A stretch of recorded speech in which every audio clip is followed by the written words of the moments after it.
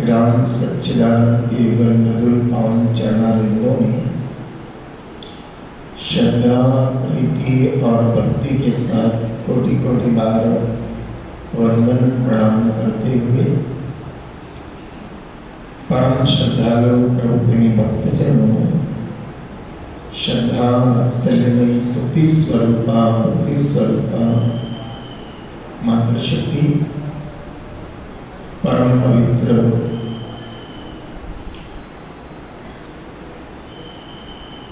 भारतीय संस्कृति के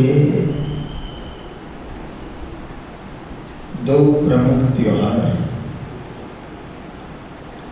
एक दीपावली और एक कल आपसे कल के सत्संग में चर्चा कर रहे थे कि एक उत्सव पूर्णिमा का आता है और एक उत्सव अमावस्या का आता है, बराबर। होली का उत्सव जो आता है वो पूर्णिमा को होता है और दीपावली का जो उत्सव होता है वो अमावस्या को होता है। जीवन के भी दो पहलू हैं, उजाला और अंधेरा, बराबर। जैसे रात है तो बराबर, अमावस्या रात है और पूर्णिमा। तो सनातन संस्कृति में होली प्रगटाई जाती है और दीपावली के दिन भी दीप प्रगटाए जाते हैं, है ना। तो वास्तविक बात यह है कि सत्य घायल हो सकता है लेकिन पराजित नहीं हो सकता। सत्य घायल हो सकता है लेकिन सत्य कभी पराजित नहीं हो सकता। जय तो किसकी होगी?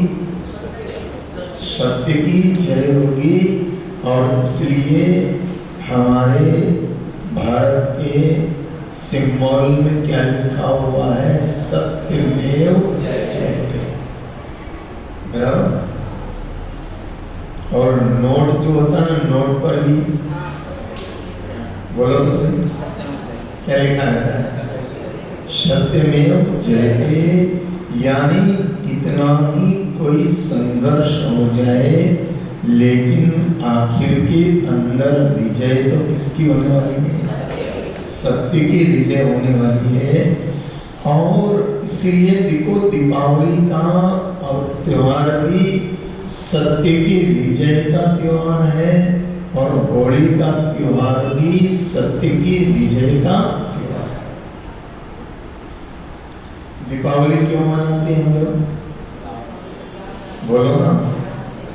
राम जी ने रावण के ऊपर विजय करके और राम जी अयोध्या में आए तो अयोध्या के लोगों ने राम जी का स्वागत करने के लिए दीप प्रगटाए और राम जी का स्वागत किया। राम जी का स्वागत किया और इसलिए सत्य की विजय हुई और असत्य की। रावण क्या है? असत्य है।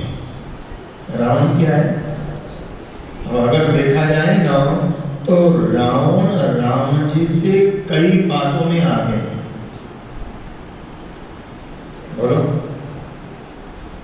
राम जी की अयोध्या सोने की नहीं थी और रावण की लंका, ठीक है नहीं? बोलो, माल किसके पास ज्यादा था? रावण के पास माल ज्यादा था ना। और देखा जाए तो परिवार के मामले में अगर देखा जाए तो राम का इतना बड़ा परिवार नहीं था जितना रावण का परिवार था। एकलखपूत। रावण के कितने बेटे थे मालूम है तुमको? 1 लाख। कितने? 1 लाख उसके बेटे थे और 1 लाख ही उसकी बेटियां थी। जानते हो? और मंदोदरी तो एक मंदोदरी का नाम जानते, बाकी तो उसने पता नहीं कितनी कितनी रानियां जहां गया वहां छीनने का ही काम किया। बोले ये अच्छा लगा तो वहां से उठा के ले आया, ये अच्छा लगा तो वहां से उठा के मेरे कब्जे में हो जाए सब। तो 1 लाख रावण के बेटे थे, 1 लाख बेटियां थी और उन बेटियों के जो है सारी बेटियों के सबकी संतानें थी। इसलिए नाती किसको कहते हैं? बेटी का जो बेटा होता है ना उसको क्या कहते हैं? नाती कहते हैं ना। तो इसलिए कहा कि 1 लखपूत 1.25 लाख नाती। कितना बड़ा परिवार था रावण का परिवार, कितना बड़ा था। 1 लखपूत 1.25 लाख नाती और ता रावण घर दिया न दिया जला न बाती रखी। लेकिन बाती और दिया जला तो कहाँ जला? अयोध्या में जला। अयोध्या में जला, राम के राज्याभिषेक पर जला, राम की जय जयकार पर जला। तो ये दोनों ही पर्व जो है वहाँ ज्योति का पर्व है। कौन सा? दीपावली। ऐसे होली प्रगटा करके और हम होली में भी बहुत कुछ जलाना देते। इसलिए वेदों में एक प्रार्थना है, ध्यान देना, तमसो मां ज्योतिर्गमय असतो मां सद्गमय तमसो मां ज्योतिर्गमय मृत्युर्मां अमृतगमय। ये वैदिक प्रार्थना है कि हमें मृत्यु की ओर से अमृत की ओर यात्रा करवाओ। मृत्यु की ओर से अमृत की ओर यात्रा करवाओ। हमें अंधेरे से प्रकाश की उजाले की तरफ यात्रा करवाओ। और तमसो मां ज्योतिर्गमय असतो मां सद्गमय, और असत्य से हमें सत्य की यात्रा करवाओ और मृत्यु से हमें अमृत की यात्रा करवाओ। तो ये होली का जो पावन पर्व है ये भी असत्य पर सत्य की विजय का पर्व। क्या है? असत्य की ऊपर सत्य की विजय का पर्व है। और कथा ऐसी आती है, अंतरराष्ट्रीय रामस्नेह संप्रदाय की परंपरा में रामचरण जी महाराज के समय से आज के दिन प्रत्येक रामद्वारों में, प्रत्येक रामद्वारे, जितने भी रामद्वारे पहले थे बहुत खत्म हो गए। कोई जमाना था जब 1600 रामद्वारे थे। कितने? 1600 रामद्वारे थे। आज मात्र और मात्र 300 रामद्वारे रह गए। संतों के अभाव में स्थितियां हुई, लेकिन प्रत्येक रामद्वारों के अंदर आज के दिन क्या होता था? प्रहलाद चरित्र की कथा होती थी। क्या होता था? प्रहलाद चरित्र की कथा होती थी। प्रहलाद चरित्र का कथा क्यों?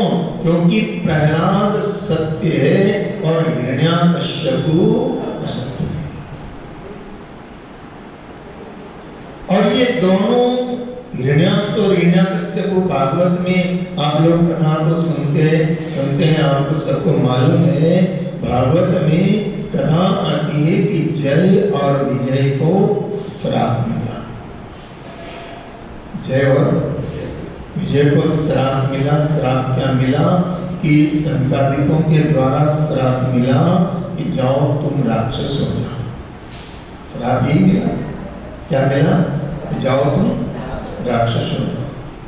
और ये जय और विजय जो भगवान के द्वारपाल है, पार्षद है, ये दोनों के दोनों का वैकुंठ से पतन होगा। कुंड से पतन हुआ। और देखो भगवान के चरणों में रहने का सौभाग्य भी था, लेकिन इन्होंने किया क्या? संतों का अपमान किया। और इसलिए वैकुंठ में से दोनों का क्या हुआ? पतन हुआ। और दोनों के दोनों कश्यप ऋषि के बेटे बने, दिति के द्वारा पैदा हुए। और भगवान वराह के द्वारा हिरण्याक्ष को मार दिया गया। तब हिरण्याकश्यप ने निश्चित किया, क्या निश्चित किया? बोले मैं जाकर के और तपस्या करूंगा,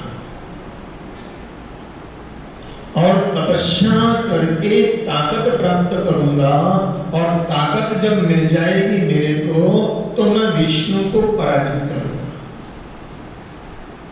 देखिए, आप अगर व्रत करते हो, उपवास करते हो, तप करते हो, तो आपके तप का उद्देश्य क्या है ये समझना। आप व्रत उपवास इसलिए कर रहे हो कि मेरा कल्याण हो जाए तो अच्छी बात है, बोलो ना, मेरा कल्याण हो, ऐसा सोच करके आप व्रत कर रहे हो, उपवास कर रहे हो, कहां तक तो ठीक है।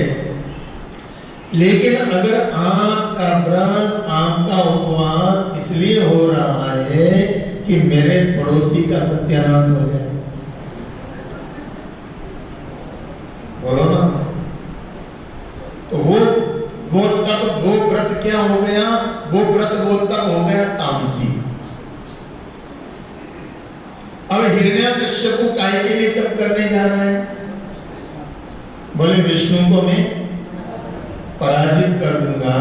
और ऐसे समय में क्या हुआ कि देवराज इंद्र ने जाकर के बृहस्पति जी को कहा, महाराज इसका तप सफल नहीं होना चाहिए, इसका तप सफल नहीं होना चाहिए। तो बृहस्पति जी महाराज ने क्या किया?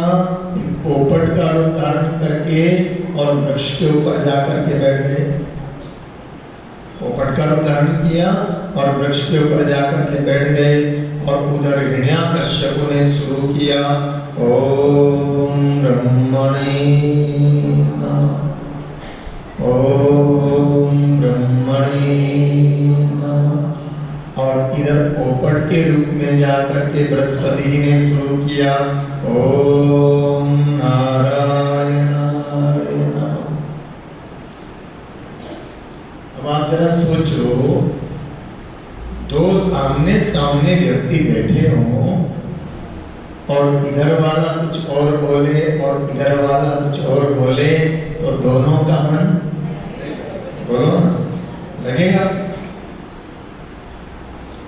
अब इधर उसने ब्रह्मा जी का मंत्र जप रहा है और इधर वो बृहस्पति जी महाराज नारायण का मंत्र जप रहे हैं। उसने देखा, रहे मेरी तपस्या में विघ्न डालने वाला कौन आ गया है, मेरी साधना में विघ्न डालने वाला कौन आ गया। देखा तो वो पोपट बोल रहा है। उसने सोचा ये पोपट आकर के मुझको विक्षेप कर रहा है, चलो इसको उड़ा देता हूं। तो हिरण्याकश्यप ने तोते को उड़ा दिया, लेकिन वो कोई साधारण तोता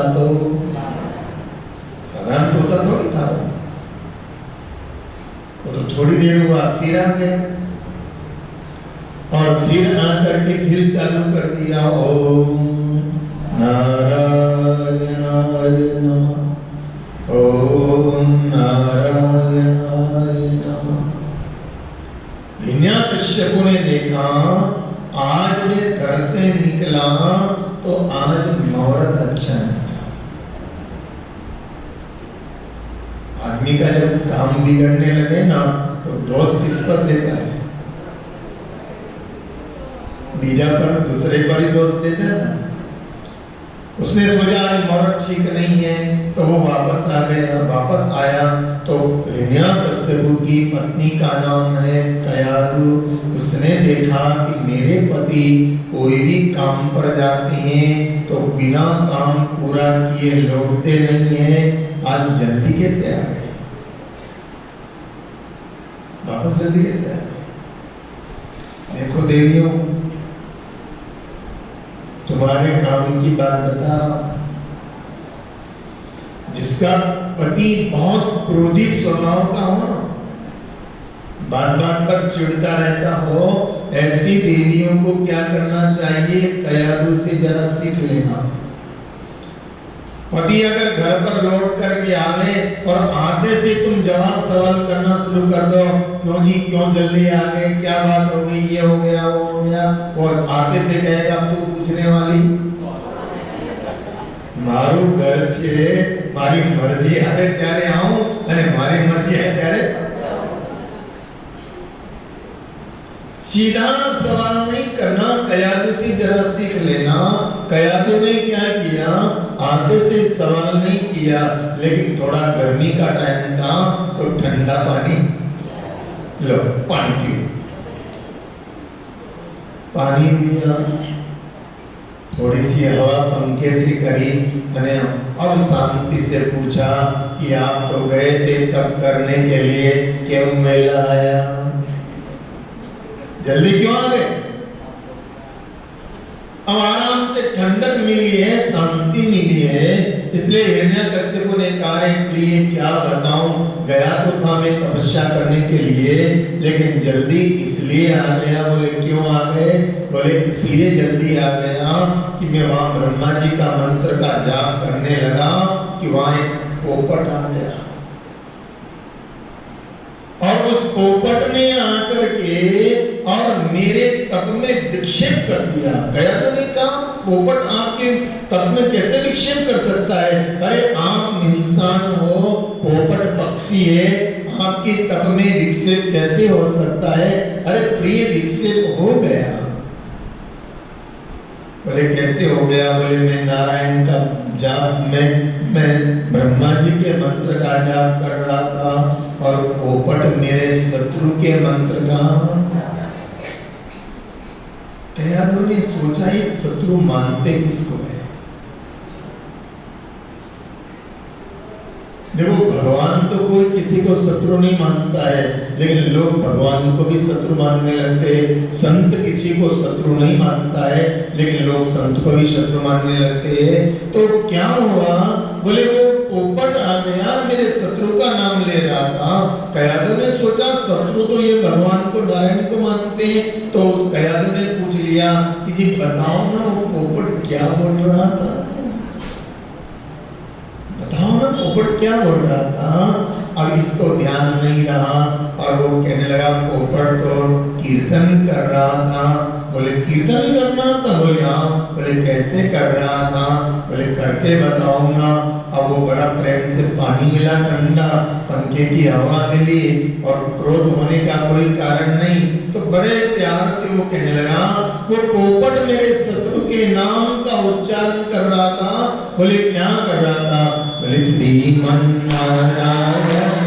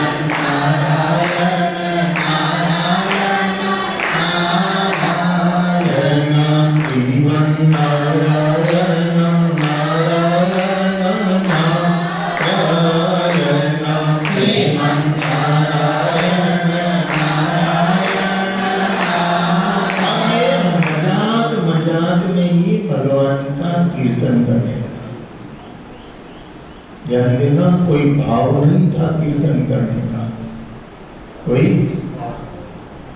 लेकिन बाबा गोस्वामी जी ने लिखा है कि कोई भी व्यक्ति चाहे मजाक से भी भगवान का नाम निकले ना, बोलो मजाक में भी भगवान का कभी रुचा समझ बोले मजाक में भी किसी के मुख से भगवान का नाम लिखे, ऐसा कहा है कि भाव भाव अनक लस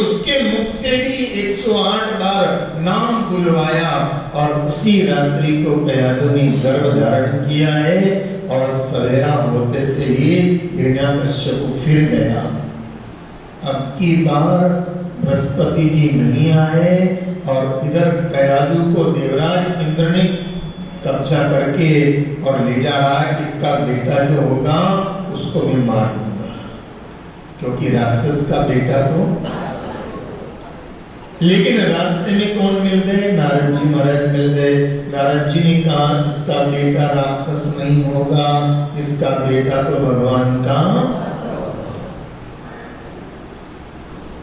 और वो हिरण्यकश्यप ने जाकर के और ब्रह्मा जी महाराज को प्रसन्न किया और ब्रह्मा जी प्रसन्न हुए तो ब्रह्मा जी ने कहा बेटा वरदान मांगो, क्या वरदान चाहिए?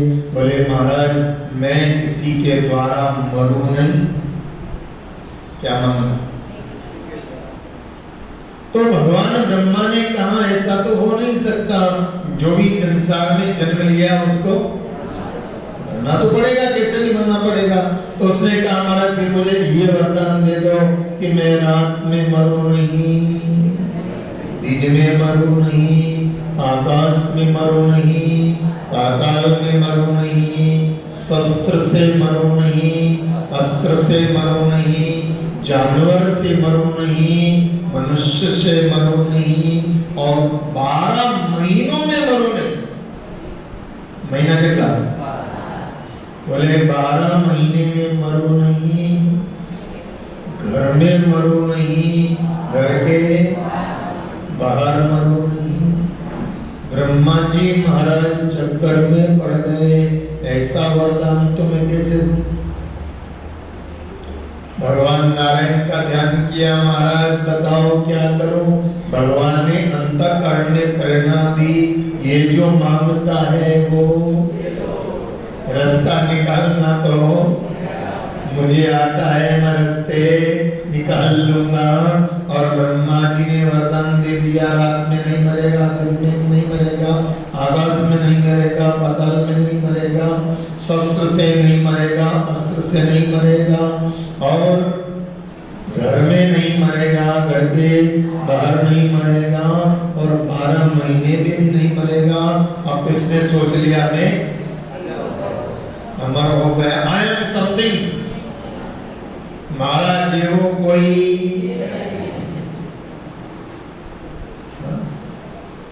महाराज ये वो कोई नहीं हूँ, आई एम समथिंग। और ऐसा वरदान प्राप्त करके आया। फिर कयादु भी आ गई, और कयादु के गर्भ से जो बालक का जन्म हुआ उसका नाम रखा गया प्रहलाद। क्या नाम रखा? परो ददाति आह्लाद इति प्रहलाद। जो दूसरे को आह्लादित करे, दूसरे को खुश करे, दूसरे को आनंदित करे, वो कौन? परो ददाति आह्लाद इति प्रहलाद। और प्रहलाद उसका नाम रखा गया। धीरे धीरे प्रहलाद बड़े हुए। हिरण्याकश्यप ने चारों तरफ अपनी राजधानी में ये आदेश पारित कर दिया कि अगर पूजा करनी है तो मेरी करो, नाम लेना है तो मेरा लो, और अगर कथा करनी है तो नारायण की कथा नहीं, मेरी कथा वांचो, हिरण्याकश्यप की कथा वांचो। आरती उतारनी है तो भगवान की नहीं, आरती। मंदिरों के ताले लग गए, भगवान की कथा वार्ताएं बंद हो गई, सब तरफ भगवान के नाम पर प्रतिबंध लगा दिया गया। और बालक प्रहलाद कितने साल के हुए? 5 साल के हुए। बालक प्रहलाद को भी पता है कि नारायण के नाम पर प्रतिबंध लग चुका है, लेकिन एक दिन प्रहलाद जा रहे हैं, नगर के बाहर गए, एक कुम्हार का घर, और कुम्हार के मटके पक रहे हैं, और कुम्हार हाथ में माला लेकर के क्या जप रहा है? नारायण नारायण नारायण नारायण। प्रहलाद ने सुना तो प्रहलाद उस कुम्हार के पास गए और कुम्हार से कहने लगे, रे भैया तुम्हें मालूम नहीं इस नाम पर तो मेरे पिताजी ने प्रतिबंध लगा रखा है, और तुम नाम कैसे उच्चारण कर रहे हो? कुम्हार ने कहा, प्रहलाद तुम्हारे पिताजी जो नहीं कर सकते वो मेरा नारायण कर सकता है। तुम्हारे पिताजी जो नहीं कर सकते वो मेरा नारायण कर सकता है। बोले क्या हुआ? बोले मैंने मटके तैयार किए, और उन मटकों के अंदर बिल्ली के बच्चों ने, बिल्ली ने बच्चों को जन्म दिया, और मेरे को ध्यान था, लेकिन मैंने क्या किया, मटके पकाने जब रखे तो जिस मटके में बिल्ली के बच्चे थे वो मटका भी रख दिया, मेरे को ध्यान नहीं, और चारों तरफ आग लगने के बाद मुझे मालूम हुआ कि बिल्ली के बच्चे तो मटकों में रह गए, लेकिन मैं जानता हूँ कि तुम्हारे पिताजी अग्नि स्वरूप नहीं है, लेकिन मेरा भगवान अग्नि स्वरूप है। और इसलिए ध्यान देना, अग्नि में कौन है? इसलिए हमारे यहाँ की परंपरा रही है, और आज तो गैस के चूल्हे हो गए, बाकी पहले वैसे चूल्हे होते थे तो माताएं भोजन बनाती थी ना, तो एक गिलास सबसे पहले इसको अर्पण करती थी। ओम अग्नि स्वाहा, ओम जले स्वाहा। हमारे यहाँ किसकी पूजा होती है? अग्नि की पूजा होती है। हमारे यहाँ किसकी पूजा होती है? जल की पूजा होती है। होती नहीं होती? कुएं की पूजा करते हैं, नदी की पूजा करते हैं, सरोवर की पूजा करते हैं। आप नदी में स्नान करने से पहले, हमारे यहाँ की परंपरा है, आप नर्मदा स्नान करने जाओ ना, तो स्नान करने से पहले मैया नर्मदा को प्रणाम करना चाहिए कि हम आग में उतर रहे हैं, हमारा पांव आग में पड़ेगा, हे मातृ नर्मदा मैया हमें तू प्रणाम करके, वंदन करके, और फिर जल में प्रवेश करने की परंपरा है। तो जल की पूजा हो जाती। तो वो कुमार कह रहा है कि मैंने अग्नि के अंदर चारों तरफ आग तो लगा दी, लेकिन भगवान से कह रहा हूँ, हे नारायण अग्नि स्वरूपी आप हो, तो कृपा करना और उन बच्चों की बिल्ली के बच्चों की रक्षा करना नारायण। तो प्रहलाद ने कहा सचमुच में बच्चों की रक्षा होगी? तो कुमार ने कहा होगी। और तो प्रहलाद में भक्ति का बीज था। ध्यान देना, गर्भ में सुना था ना नारद जी की कथा, तो प्रहलाद में भक्ति का बीज था, लेकिन उसको अंकुरित कराने का काम किसने किया? उस कुमार भाई ने किया। और प्रहलाद ने कहा मैं देखना चाहता हूँ कि सचमुच में बिल्ली के बच्चों की रक्षा होती है कि नहीं होती, और मैं जब तक नहीं आऊं मटकों को हटाना मत। और 6-7 दिन के बाद में प्रहलाद आए, कुमार ने मटके हटाना प्रारंभ किया। तो जानते हो कथा कहती है कि सारे मटके पक गए थे, लेकिन जिस मटके के अंदर बिल्ली के बच्चे थे उसके आसपास के मटके कच्चे रह गए, और जिस मटके में बिल्ली के बच्चे थे वो तो बिल्कुल कच्चा है, और मटके को हटाते से ही म्याऊं म्याऊं करते हुए बिल्ली के बच्चे दौड़ पड़े। ये देख करके प्रहलाद की भक्ति दृढ़ हो गई कि हम मनुष्य किसी को मार नहीं सकता, मनुष्य किसी को जीवन दे नहीं सकता, जीवन देने वाला कौन? बोलो ना बड़ोदरा, जीवन देने वाला कौन? परमात्मा।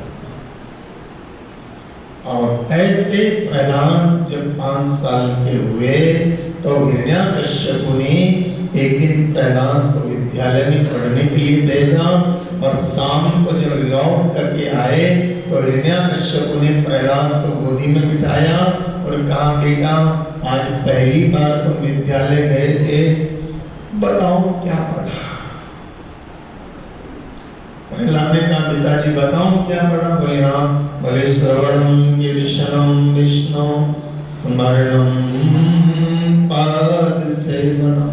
पिताजी मैंने पढ़ा कि भगवान नारायण जो है वो नवदा भक्ति से प्रसन्न हो जाते हैं, और वो भक्ति पढ़ी और नारायण का जैसे ही नाम सुना हिरण्याकश्यप ने प्रहलाद को गोदी से उतार दिया। इसका नाम मत ले, ये मेरे शत्रु का नाम है।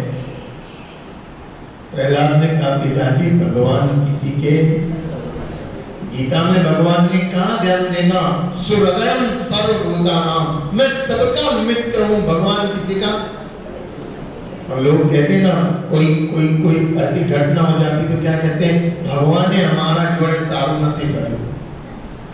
अरे भगवान किसी के साथ कभी बुरा नहीं करता है, बुरा तो उसके, भगवान किसी के साथ बुरा नहीं करता। तो हिरण्याकश्यप को प्रहलाद ने कहा पिताजी भगवान किसी के मत शत्रु नहीं है। अरे तुझे क्या मालूम, तेरे चाचा को इसने मार दिया था वरा बन करके। प्रहलाद ने कहा राम किसी को मारे नहीं, राम किसी को मारे नहीं, और नहीं है पापी राम, और खुद ही तो मर जाएगा करके खोटा काम। कहा प्रहलाद ये नाम छोड़, नहीं तो तुझे मृत्यु दंड दूंगा। प्रहलाद ने कहा मरना कबूल है, लेकिन भगवान का नाम छोड़ना कबूल नहीं है। फिर प्रहलाद को मारने के लिए बड़े उपाय किए गए। पहाड़ पर से नीचे फेंक दिया गया, लेकिन धरती माँ ने अपनी आंचल में ले लिया। प्रहलाद को समुद्र में फेंक दिया गया, लेकिन कमल के पत्ते की तरह से तिर करके किनारे पर आ गया। प्रहलाद को पागल हाथी के सामने छोड़ दिया गया, लेकिन प्रहलाद तो पागल हाथी को देख करके कहने लगा पधारो मारा गणपति दादा। पागल हाथी ने भी माथे पर चढ़ा लिया। आखिर के अंदर जानते हो क्या हुआ? आखिर के अंदर हिरण्यकश्यप बहुत हैरान हो गया। तो उसकी बहन है जिसका नाम है होलिका, उसने कहा भैया क्या चाहते हो? बोले प्रहलाद की मृत्यु। बोले हो जाएगी कैसे? बोले और लोग तो पानी में स्नान करते हैं, लेकिन मैं अग्नि में स्नान करती हूँ। ऐसा करो फागुन की पूर्णिमा के दिन संध्या के समय और मेरी गोदी में प्रहलाद को बिठा दो और चारों तरफ से आग लगा दो। और मेरे को तो अग्नि स्नान करने का वरदान मिला हुआ है, शंकर भगवान ने वरदान दिया था। बोले वरदान मिला हुआ है तो मैं तो बच जाऊंगी, लेकिन प्रहलाद।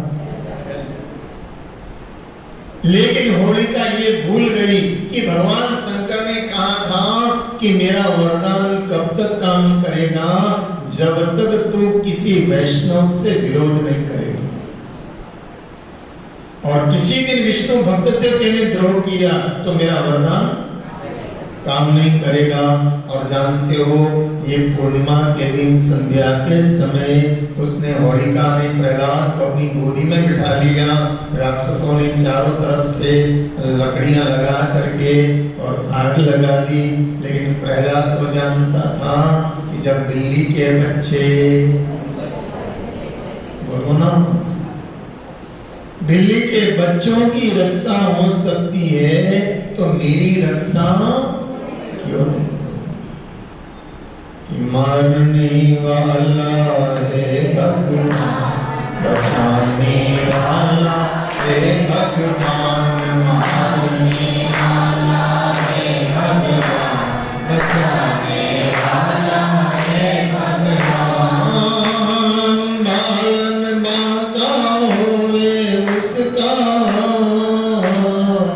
बालन बाता हुए उसका, जिसका रक्षक दयानिधान। मारने वाला है भगवान, बचाने वाला है भगवान, मारने वाला है भगवान, बचाने वाला है भगवान, मारने वाला है भगवान, बचाने वाला है भगवान, मारने वाला है भगवान, बचाने वाला है भगवान, मारने वाला है भगवान, बचाने वाला है भगवान, मारने वाला है भगवान, बचाने। और प्रहलाद तो भुआ जी की गोदी में, फूलबानी गोदी में बैठा बैठा प्रहलाद तो क्या कर रहा है? नारायण के नाम का उच्चारण कर रहा है। और भगवान शंकर ने कहा था वैष्णव से विरोध करेगी तो मेरा वरदान काम नहीं करेगा। और जानते हो होलिका तो जल करके खाक हो गई और प्रहलाद का बाल भी बांका नहीं हुआ। और प्रहलाद को होली की रात में बैठे बैठे नारायण नाम का उच्चारण कर रहे, इसलिए तब से ये परंपरा हो गई। कल आप सबने भी पूजी न होली। ये होली की पूजा नहीं होती है, पूजा प्रहलाद की होती है। परिक्रमा करते हैं ना, और पानी का लोटा लेके धार लगाते ना, ये होली को धार नहीं लगाते हैं, ये प्रहलाद को धार लगा देते हैं। भगवान के भक्त कहते हैं कि प्रहलाद की रक्षा कर। और दूसरे दिन जब होली जलकर के खाक हो गई और प्रहलाद का बाल भी बांका नहीं हुआ, तो उस उपलक्ष्य में देवताओं ने आकाश मार्ग से फूलों की बरसात करी है और दुंदरी बाजे बजाए, प्रहलाद की जय जयकार की है। इसलिए होली के जलने के दूसरे दिन के बाद लोग एक दूसरे पर रंग डालते हैं, पुष्पों से खेलते हैं, खुशियां मनाते हैं। ये खुशियां किस बात की? बोलो ना। प्रहलाद की विजय हुई और राक्षसी की हार हो गई। इसलिए सब जगह पर श्रीनाथ जी में, चारभुजा जी में, शाहपुरा धाम में, खेड़ापा धाम में, रेण धाम में, जहां जहां भी होली के दूसरे दिन उत्सव मनाया जाता है। ये उत्सव किस उपलक्ष्य में? फूल डोल। नाम क्या है इसका? फूल डोल। फूलों का डोल निकालते हैं, फूलों की बरसात करते हैं। किस उपलक्ष्य में? कि भक्त की विजय हुई और अभक्त का नाश हुआ। बाद में प्रहलाद को विद्यालय में पढ़ने के लिए द्वारा भेजा, तो संड और अमर्क ने कह दिया प्रहलाद गड़बड़ मत करना। और प्रहलाद को पढ़ने के लिए जब भेजा तो प्रहलाद ने बहुत मौन रहे, प्रहलाद बोले नहीं कुछ भी। तो संड अमर्क को लगा कि प्रहलाद को हमारी बात समझ में आ गई है।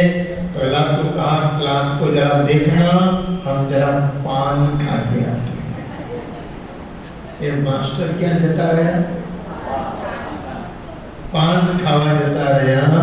और इधर प्रहलाद को विद्यार्थियों ने घेर लिया और कहा प्रहलाद तुम्हारे को मारने के लिए तुम्हारे पिताजी ने इतना प्रयास किया, लेकिन फिर भी तुम बच गए। कौन बचाता है तुमको? प्रहलाद ने कहा मेरा भगवान बचाता है। अरे प्रहलाद तुम और हम तो साथ में पैदा हुए, तुम्हारे अंदर ये ज्ञान कहां से आया? प्रहलाद ने कहा मैं गर्भ में जब था, तो माँ के गर्भ में जब मैं था तो मेरी माँ नारद जी की कथा सुनती थी, तो मैं भी गर्भ में वो कथा, वहीं से मुझे ज्ञान आया। और प्रहलाद ने जब उन बालकों को जो ज्ञान दिया ना, उसका नाम है प्रहलाद गीता। और ये प्रहलाद गीता के 24 श्लोक, कितने बड़े अद्भुत है, भागवत के अंदर बड़े अद्भुत है। अगर उन 24 श्लोकों के ऊपर अगर कथा की जाए ना, तो 24 दिन की कथा हो सकती है। कितने दिन? और प्रहलाद ने बालकों को ज्ञान दिया कि देखो हम अपने जीवन के अंदर क्या थे। माँ के गर्भ में आए, उल्टे लटक रहे थे। ये गर्भ गीता, प्रहलाद गीता में गर्भ गीता का भी उपदेश है कि क्या हमारी स्थिति थी। और हमने जीवों को, परमात्मा को प्रार्थना की कि हे परमात्मा हमारे को इस गर्भ से तू बाहर निकाल। और भगवान की कृपा हुई, जीवन मिला। बचपन खेल में गुजर गया, जवानी भोगों में गुजर गई और बुढ़ापा चिंता में गुजर गया, लेकिन फिर भी भगवान का नाम। तो बालकों ने कहा प्रहलाद हमें क्या करना चाहिए? बोले करना क्या चाहिए? भगवान का नाम जप करना चाहिए। बोले हमको आता नहीं। प्रहलाद ने कहा तुमको नहीं आता तो क्या हुआ, मैं सिखा देता हूँ। और प्रहलाद ने सबको हरिनाम का कीर्तन करवाया। श्रीमन्नारायण नारायण हरि हरि,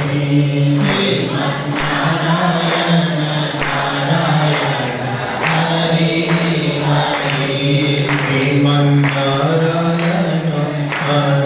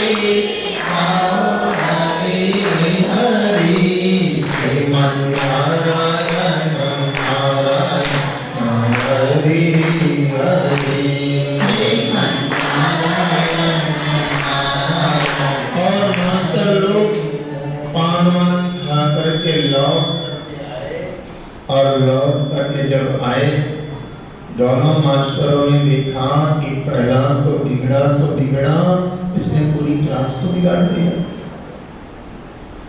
और मास्टर जी ने रोकना चाहा तो एक विद्यार्थी के खब्बे पर धप्पा मारा, लेकिन पता नहीं मास्टर जी को क्या हुआ कि वो भी कीर्तन करने लग गए।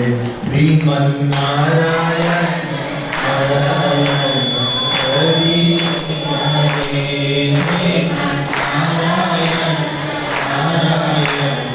हरि हरि बोलो हरि हरि गाओ हरि हरि बोलो हरि हरि गाओ हरि हरि श्रीमन नारायण नारायण हरि हरि श्रीमन नारायण नारायण हरि।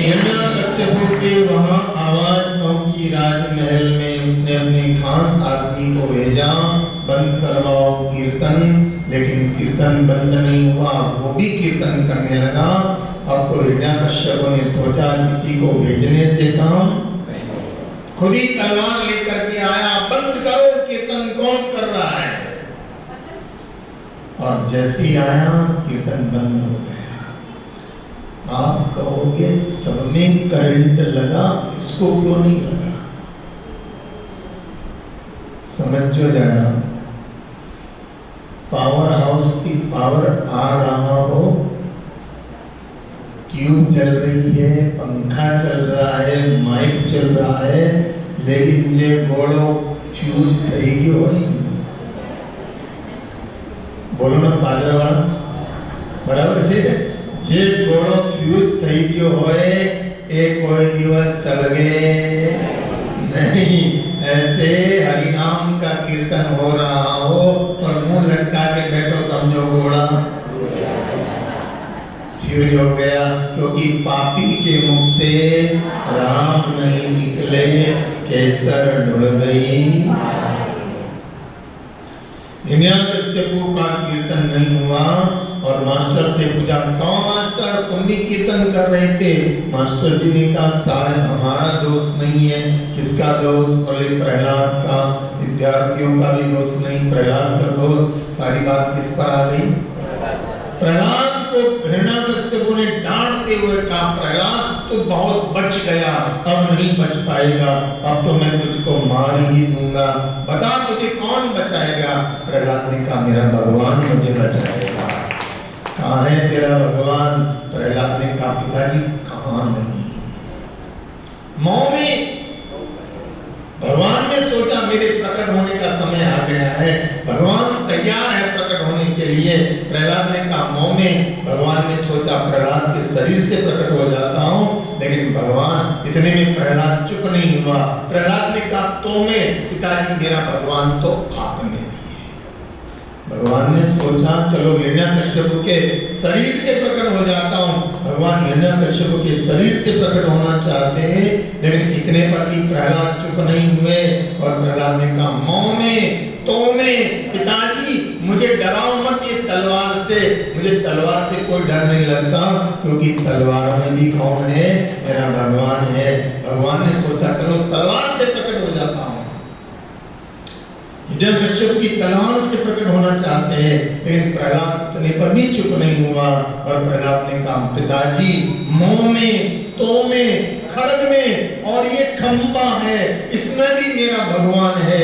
और जैसे ही खंबे को जाकर के हिरण्यकश्यप ने जोर से मुक्का मारा, खंबा फट जाता है और भगवान नरसिंह का प्राकट्य हो गया। बोले नरसिंह भगवान, बोले नरसिंह भगवान, बोले नरसिंह भगवान। और हिरण्यकश्यप को भगवान ने पकड़ लिया। समय कौन सा था? संध्या का समय। उसने कहा था रात में मरो नहीं।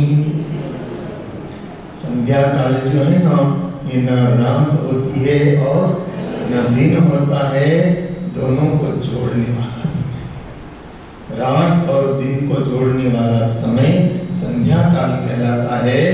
और संध्या काल में भगवान का भजन के अलावा कुछ भी नहीं करना चाहिए। इसलिए हमारे यहाँ विधान है संध्या आरती।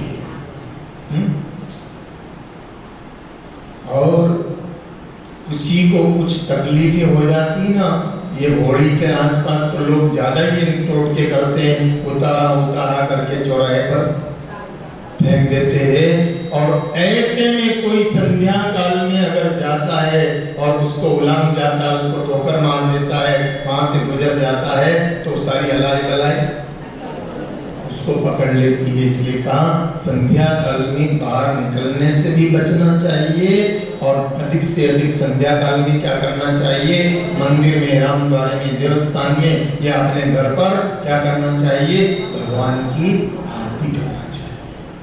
राम चरण ऐसी आरती ताके और अष्ट सिद्धि नवनिधि छेड़ी जाके। और भगवान ने उसको पकड़ा दे कि ये रात भी नहीं है, दिन भी नहीं है, कौन सा काल है, संध्या काल है। उसने कहा वो तो ठीक है, लेकिन मैंने कहा था आकाश में मरो नहीं।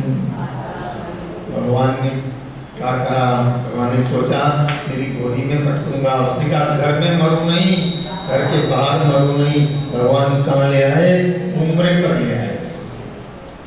भगवान ने अपनी गोदी में पटका दे कि ये घर भी नहीं है, घर का बाहर भी नहीं है।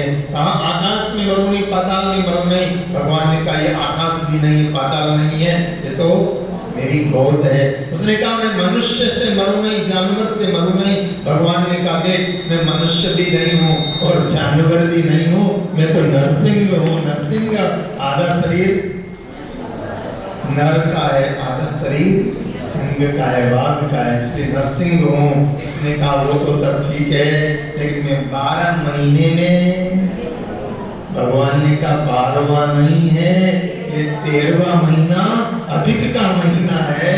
और भगवान ने अपनी, उन्हें कहा शस्त्र से मरो नहीं, अस्त्र से मरो नहीं। भगवान ने कहा ये नाखून न शस्त्र में आते हैं न अस्त्र में आते हैं, ये तो स्पेशल मेरे नाखून है। और भगवान नरसिंह ने उसके हृदय को विदीर्ण कर दिया है और हिरण्यकश्यप मारा गया।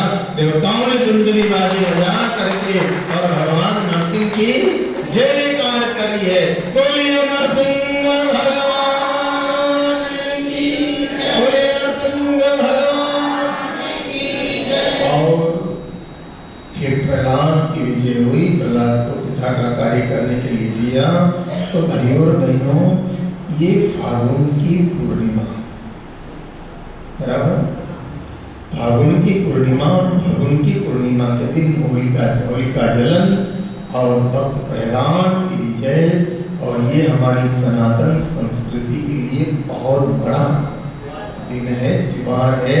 और आज के दिन क्या होता है, एक दूसरे पर रंग लगा करके खुशियां मनाते हैं, एक दूसरे को मिठाई खिला करके खुशियां मनाते हैं। और साल भर के अंदर मान लो किसी से कुछ कहा सुनी हुई हो जाती है, बोलो ना, बैठे समाज में तो कहा सुनी हो जाती, बोला चाली हो जाती है। लेकिन आज का दिन क्या है, आज का दिन सारी बोला चाली माफ और दिल को रखो। आगे समझ में, बोलो तो सही, बोला चाली माफ और दिल को रखो साफ। और ये रंग लगा करके और खुशियां मना करके और अपने जीवन की ईर्ष्या को, द्वेष को, भाव को मिटा करके और प्रेम के व्यवहार को बढ़ाने का त्योहार अगर है तो किसका त्योहार है, और इस होली के त्योहार में श्री महाराज ने खास करके ये उत्सव जो प्रारंभ किया, बिलवाड़ा से ये प्रारंभ हुआ, फुलडोल के पावन महीना। और उसमें खास करके आज का महत्व, फुलडोल का महत्व क्या है, बोले प्रहलाद की कथा, प्रहलाद चरित्र की पावन कथा। इसलिए आज जहाँ भी जितने भी राम द्वारे हैं वहाँ संत होंगे, संत नहीं होंगे तो ग्रस्त लोग भी, वहाँ के अनुयायी लोग भी, वहाँ के भक्त लोग भी क्या करेंगे, प्रहलाद चरित्र का वहाँ वांचन करेंगे, प्रहलाद की कथा कहेंगे, प्रहलाद की पावन कथा को सुनेंगे, कहेंगे, तो प्रहलाद ने, आप देखिए कि प्रहलाद ने क्या किया। भले ही हिरण्याकश्यप ने प्रहलाद को सताया, प्रहलाद को मारने की कोशिश की, लेकिन भगवान ने जब पूछा कि प्रहलाद बोल क्या चाहता है, तो जानते हो प्रहलाद ने क्या मांगा? क्या मांगा? बोले प्रभु और कुछ नहीं चाहिए, लेकिन मेरे पिताजी ने भले ही मुझे सताया हो, भले ही मेरे साथ ऐसा व्यवहार किया हो, लेकिन वो आपका विरोध करते रहे, इसलिए उसकी दुर्गति नहीं होना चाहिए, मेरे पिताजी को सदगति देना। यानी होली क्या सिखाती है? शत्रु के प्रति भी प्रेम का व्यवहार, शत्रु के प्रति भी प्रेम का व्यवहार करना, और प्रेम से होली के रंग में सारी कटुताएं धुल जानी चाहिए। ये प्रेम का व्यवहार सिखाने वाली ये होली का परम पावन पर्व। और आज सब हरिभक्तों को भी होली की खूब मंगल कामनाएं, और प्रतीक रूप में अब जो है होली अपन सब लोग करेंगे। और पुष्प जिन जिन के पास में है वो पुष्प ले, जो खड़ा होकर के नृत्य करना चाहे नृत्य कर सकते हैं। और यहाँ दो एक भजन का अपन आश्रय लेंगे, उसके बाद में फिर जो है आरती होगी, प्रसाद वितरण होगा, वापस आरती होने के बाद आप सब लोग अपनी जगह बैठ जाएंगे, प्रसाद वितरण होगा। वो पहले पुष्पों की होली, उसके बाद में फिर प्रसाद वितरण। और जिन बच्चों का आज तुलादान होना है, खास 2 परिवार के बच्चों का आज तुलादान होना है, तो आरती के बाद में वो तुलादान का सारा क्रम रहेगा। तो आइए भाव और प्रेम से होली का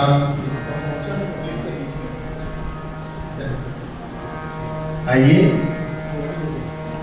आज बीरज में होली रे रसिया,